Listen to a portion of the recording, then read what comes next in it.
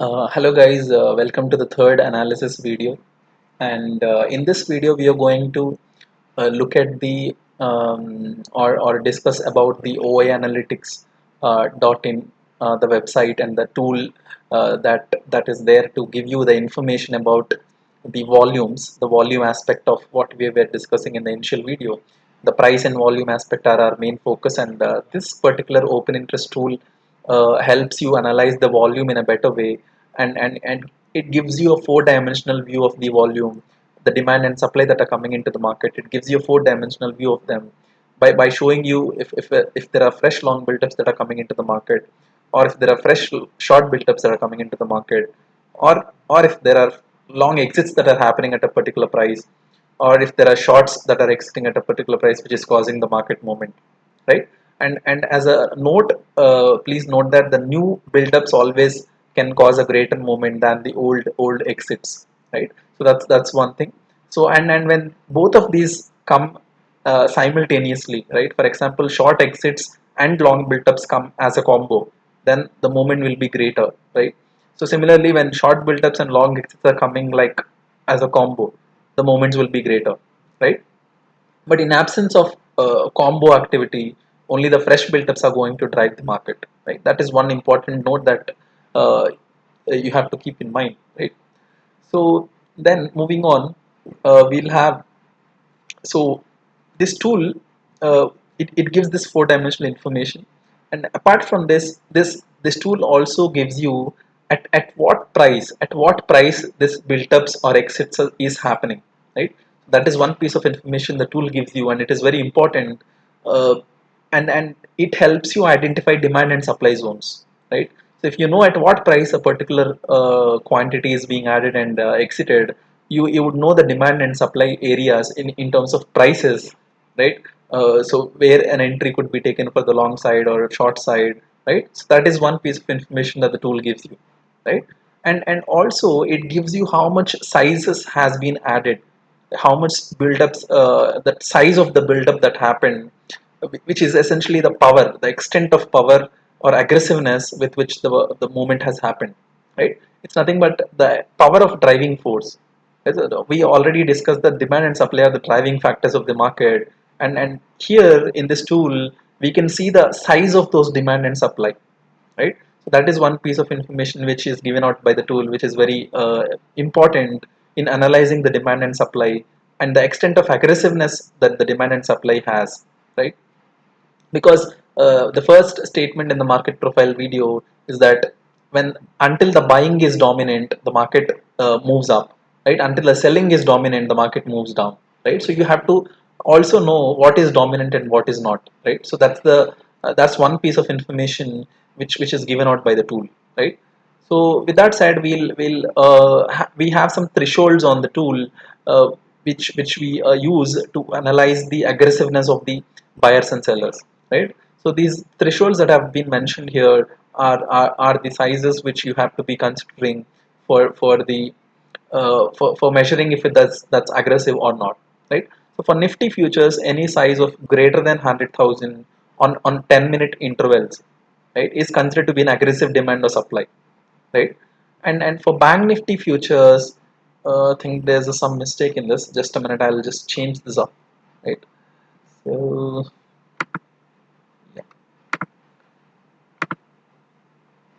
So here 35 to 40,000 on a 10-minute interval is considered to be an aggressive demand and supply.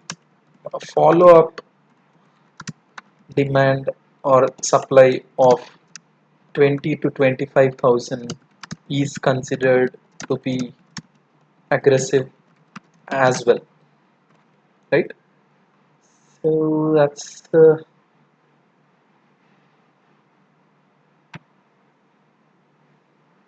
yeah.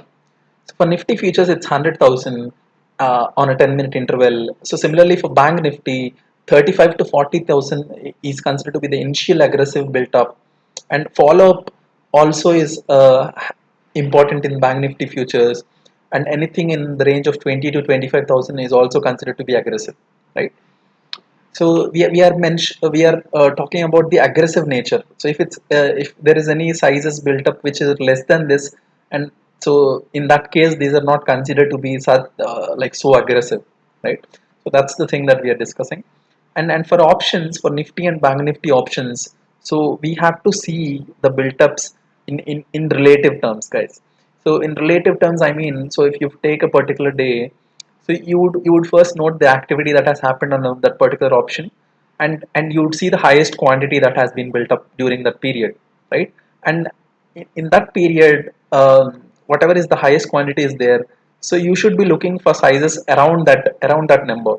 So that is how you should be looking at the options data, and that is what will help you identify the aggressive nature, or the aggressive nature of the players that are coming in options, right? And for options, you always note that there has to be a supporting activity in futures, which is also in the direction of the options. Like, so, for example, if you see a aggressive long built up happening on the put side, so it is very much preferable that we have an aggressive short built up also happening on futures, along with this long built up on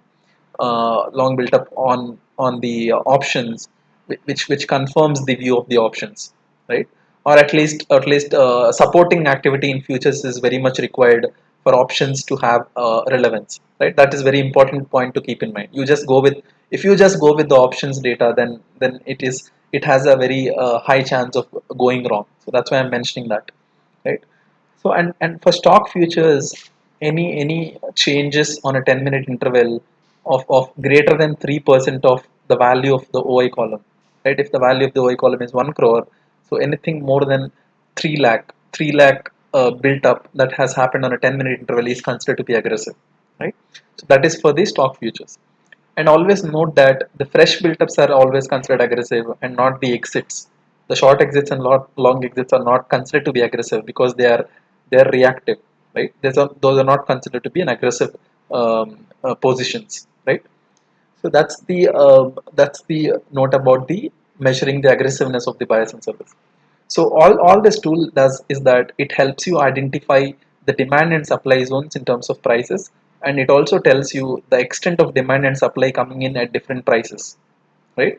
So because the driving factor of the market is demand and supply, which is volume, the open interest is a four-dimensional analysis of volume, where you see the fresh activity and the difference between the fresh activity and the old activity. Also, you are able to identify, so that will give you more information on what the market is really doing inside, right?